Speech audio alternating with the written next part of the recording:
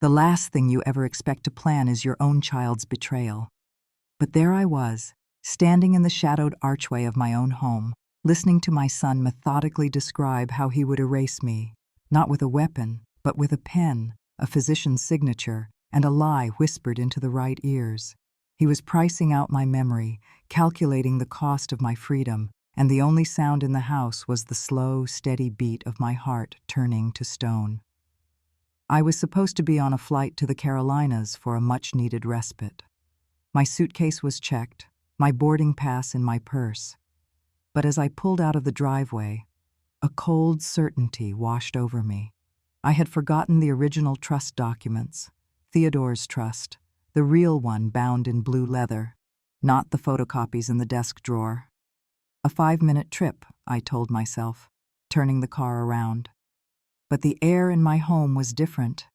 It was heavy, stagnant with a curated silence. The front door hadn't latched properly, swinging inward with a faint groan. I didn't call out. The voices drifted from the study, hushed and deliberate. One was my son's, Julian's. The other belonged to the lawyer he'd brought around after Theodore passed, a Mr. Sterling. "If she's exhibiting the patterns, we can make the case," Sterling's voice said. "A few documented incidents are all a judge needs to see." "Which is precisely the point," Julian replied, his tone chillingly reasonable. "With the right filing, diminished capacity is a straightforward path. I've already started compiling notes. She misplaces her reading glasses, repeats stories from her time at the Historical Society. She barely touched her own financial statements last quarter." I wanted to burst into the room, but my feet were rooted to the polished floorboards. Instead, I backed away, each step a silent, measured retreat. The woman who had curated priceless historical collections, who had worked late nights so he could attend a prestigious university without debt, was now being catalogued herself, her life reduced to a list of supposed failings. Outside, the oppressive late autumn heat pressed in, but a glacial cold had settled deep in my bones. I got back into my car, the engine turning over with a soft rumble. It wasn't the shock of what I'd heard that hurt the most. It was the sickening realization of how long I'd been ignoring what I already knew. This was the day I stopped being a mother first. This was the day I started becoming an archivist of my own survival. I didn't go back to the airport.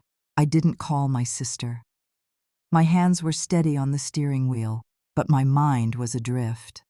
I drove past the on-ramp to the interstate, letting the car carry me through the shaded, cobblestone squares of the historic district. When I finally stopped, I was parked in front of a small cafe tucked between an antique shop and a bookstore. This was the place Theodore brought me every Sunday, back when Julian was a boy with scraped knees and a fascination with the city's secret histories. I walked inside. I ordered a sweet tea and sat by the window, the tall glass sweating onto the dark wood. I remembered Theodore at this very table, reading the paper while Julian built forts out of sugar packets. He used to be a child of boundless curiosity. He didn't want simple answers, he wanted original sources, and I had provided them. Somewhere between that bright-eyed boy and the man in my study, a profound alteration had occurred. It wasn't a sudden break, but a slow, creeping corrosion. The signs, now so glaring, began to assemble themselves. The time he'd insisted on taking over Theodore's estate planning, telling me it was too complex. The way he'd dismissed our family financial advisor for Sterling's firm, and the way he'd set up automatic transfers from my accounts, framing it as a convenience. I had seen it all, but I had interpreted it through the lens of a mother's love. Now those scattered pieces clicked into a new, horrifying arrangement. I left the cafe, the tea unfinished. Outside, the sky had hazed over. I pulled my linen shawl tighter, not from cold, but from a need for a shield.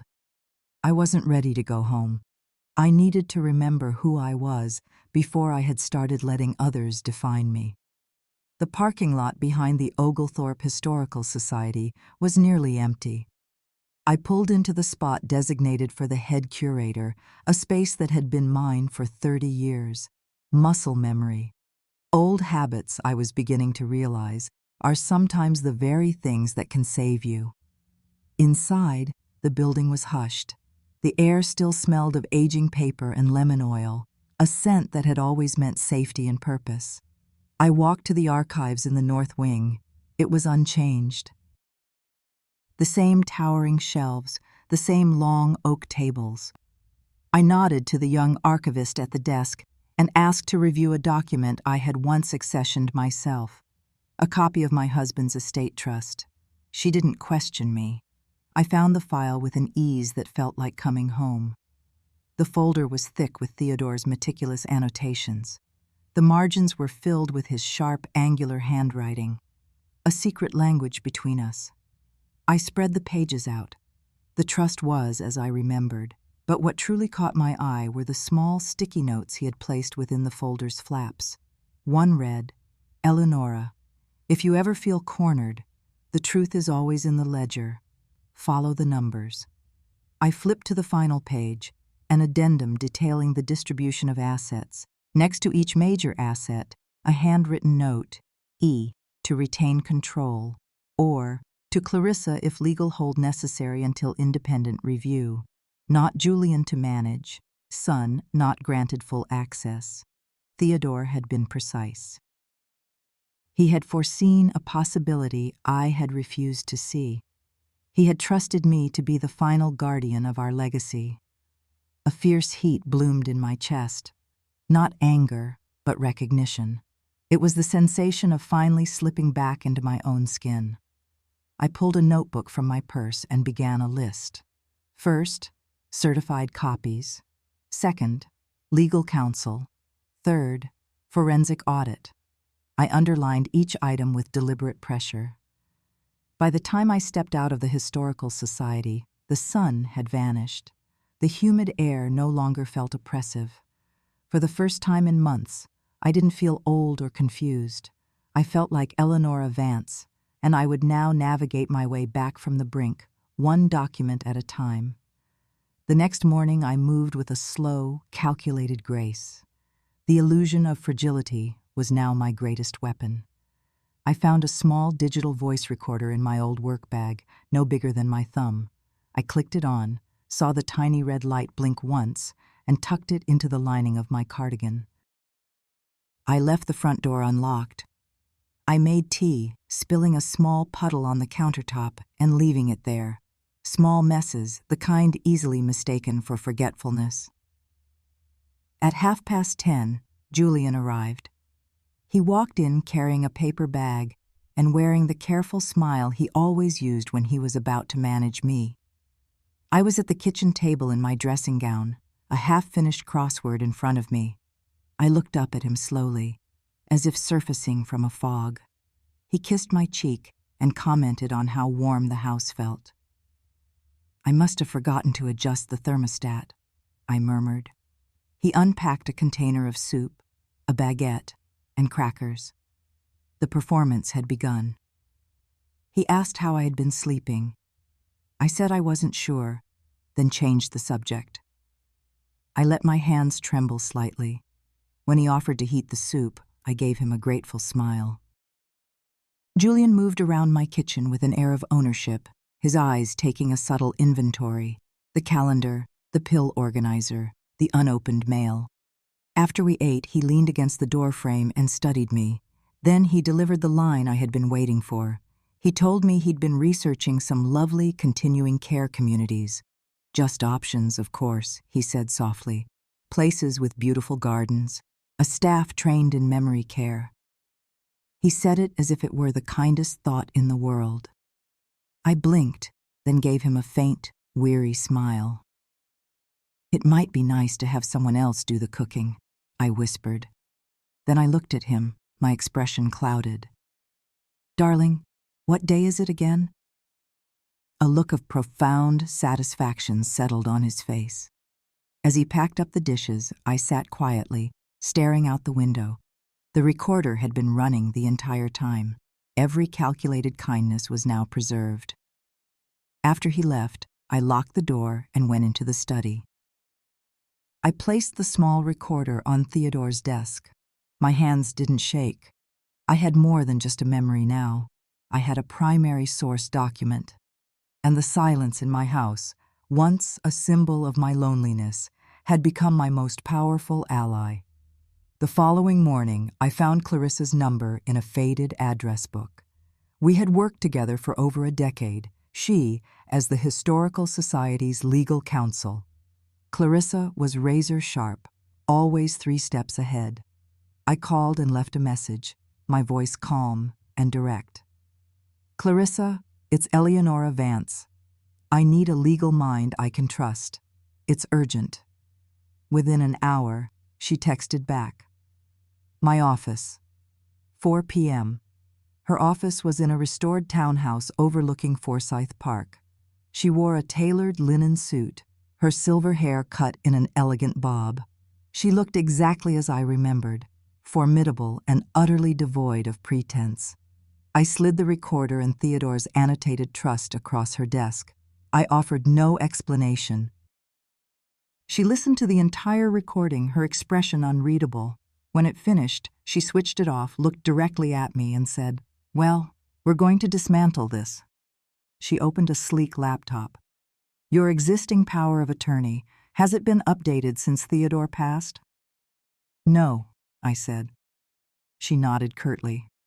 "First, we revoke Julian's authority. Immediately. Then, we draft a new will and a durable power of attorney, designating a trusted executor. Everything will be documented, notarized, and time-stamped." Over the next hour, she laid out a quiet, meticulous, and legally airtight plan. Everything Julian had assumed I was too frail to manage, we were about to rewrite and fortify. She wasn't shocked by Julian's actions. She had seen variations of this before. Before I left, she placed a single document in front of me, a formal revocation of power of attorney. My signature was firm, the ink a bold, definitive black. She slipped the paper into a leather folio. "This is the first move," she said simply. After I left her office, I sat on a bench in the park. The house was quiet when I returned, but this time, it was not an empty quiet. It was the sound of a fortress being built. One decision, one document, one restored version of myself at a time. And I was no longer alone. The days that followed unfolded with quiet precision. My first stop was Dr. Monroe, my physician for 15 years. I requested a full cognitive evaluation, not because I harbored any doubt, but because I wanted the truth in writing. Dr. Monroe administered the assessment and then handed me a signed letter declaring me cognitively sound with no signs of impairment. I slid it into the expanding file folder that now went everywhere with me. Back home, I began to gather my own evidence. I collected grocery receipts, bank statements with my own handwritten notes, printed emails from the past 2 years. I organized everything into categories: legal, medical, personal. I labeled the folders with the same clear block lettering I used for historical collections. Each document was irrefutable proof of a life being actively lived. I scanned every page into a new encrypted cloud storage, the small scanner Clarissa had lent me humming quietly on my desk. Each file was saved with a timestamp, a digital watermark of my existence. Each document was another brick in the wall I was building. In the back of my closet, I found a box labeled Theodore, Personal. Inside was a single page of his heavy cream stationery, handwritten and dated 10 years ago. It read, "My dearest Eleonora, if the day ever comes when our son makes you doubt yourself, trust your own records. You have always been the clearer historian."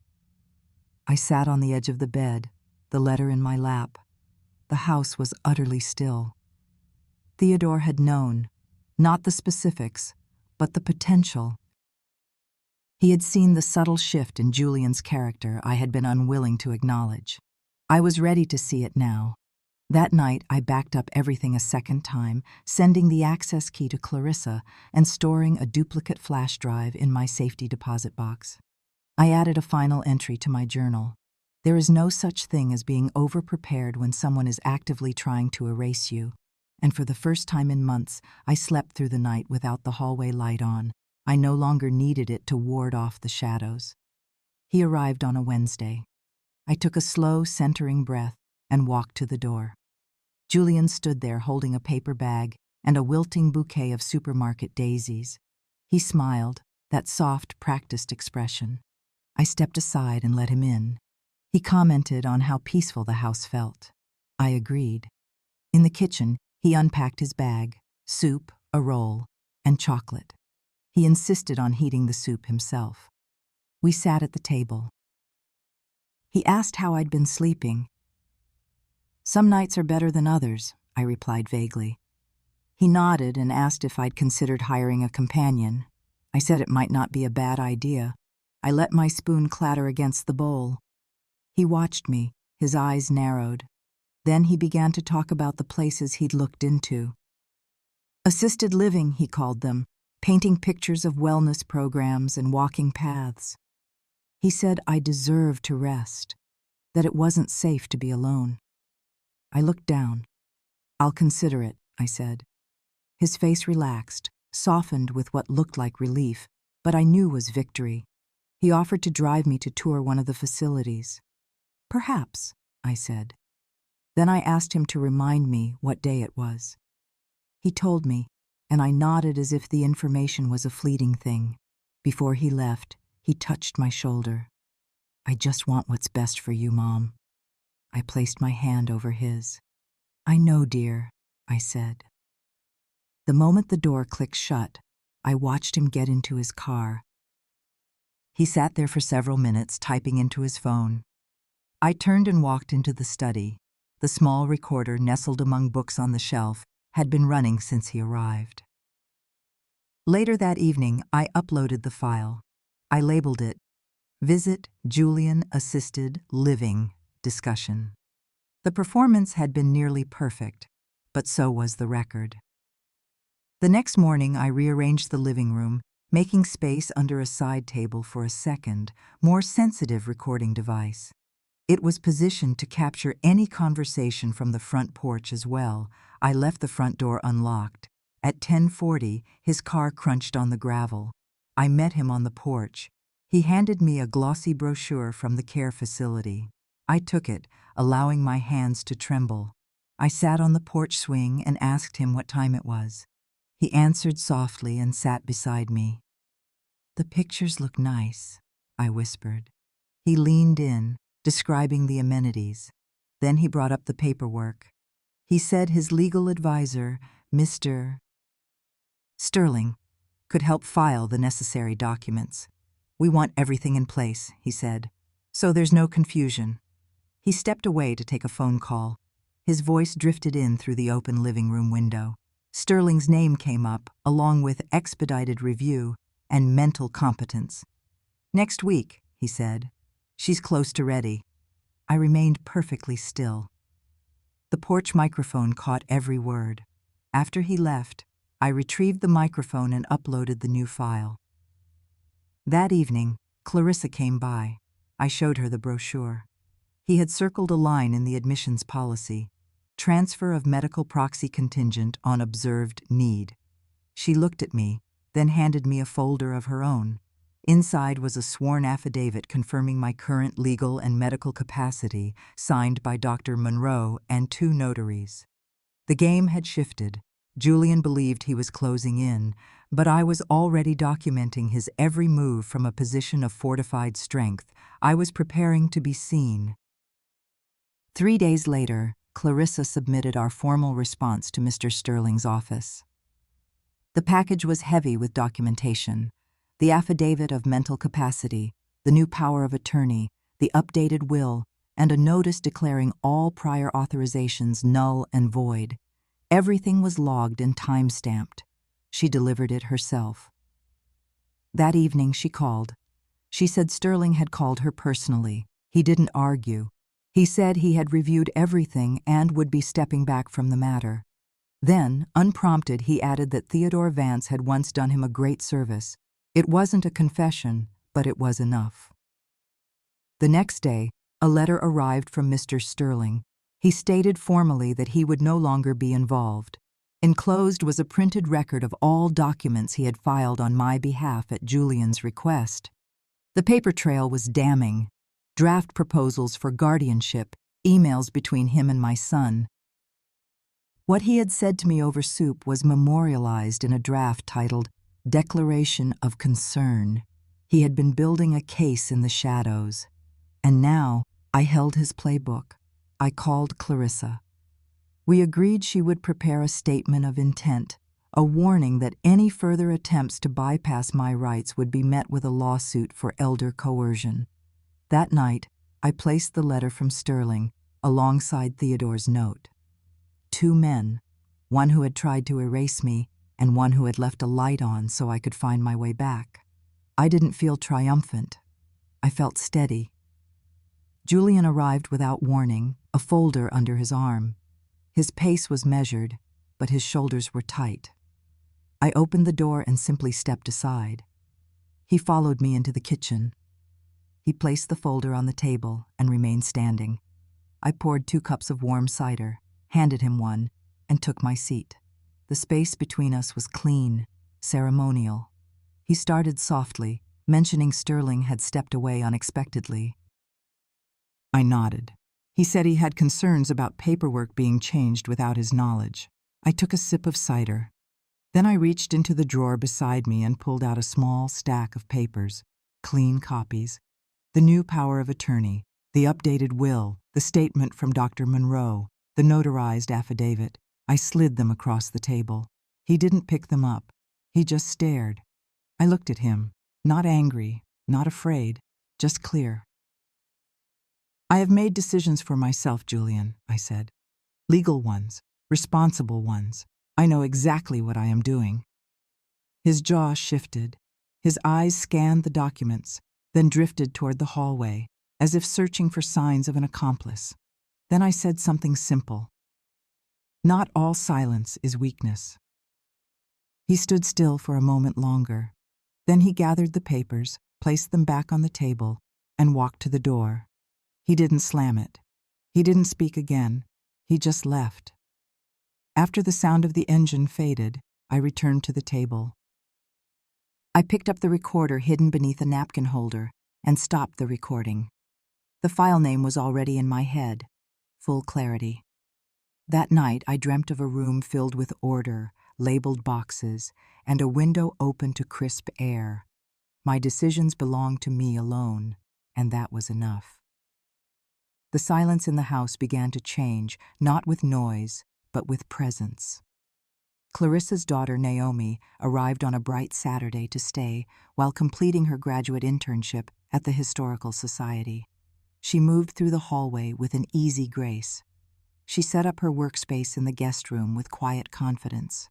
By evening, the house felt different. The soft, steady tap of her keyboard from down the hall was an anchoring sound, a rhythm of purpose. Over the next few days, Naomi became part of the house's new rhythm. She took out the recycling without being asked. She asked if she could digitize my professional notebooks, treating them with a reverence that touched me deeply. On the 3rd day, I handed her the legal folder with copies of everything. She stored them on a new encrypted drive and uploaded them to a secure server. Julian called that night. I saw his name and let it ring. He didn't leave a message. Later, Naomi asked if I wanted to label the document boxes in the garage together. I said yes. It felt like saying yes to forward motion, to a life beyond mere defense. The rooms no longer echoed. The kitchen counter had fingerprints on it again. I wrote a single sentence in my journal. The house is no longer quiet, and neither am I. The morning air had shifted. I sat at my desk with my journal open. The pages were thick, not just with words, but with a hard-won clarity. I thought about the journey back to myself. There had been no shouting, just the quiet gathering of small decisions. I turned to a final, clean page. The ink flowed smoothly as I wrote. An archivist's first duty is to the truth of the record. My record is now complete. I closed the journal and locked it in the drawer beside Theodore's letter. I walked through the house, my hand trailing along the walls. The small imperfections, a crooked photograph, a crease in the rug, were signs of life. Outside, the wind pressed gently against the glass. I knew, with a certainty that settled deep in my soul, that something had ended. Not my story, but the chapter where I waited for someone else to write the ending. And that was more than enough. If this story found a home with you, perhaps it is because you too have known that silence, the kind that is not weakness, but the quiet, painstaking work of survival. If you have ever been overlooked or made to doubt your own story, I hope this serves as a reminder that your personal history is the most powerful document you will ever own. Dignity does not require permission. You are the curator of your own life, and in that quiet, essential work, you have never been alone.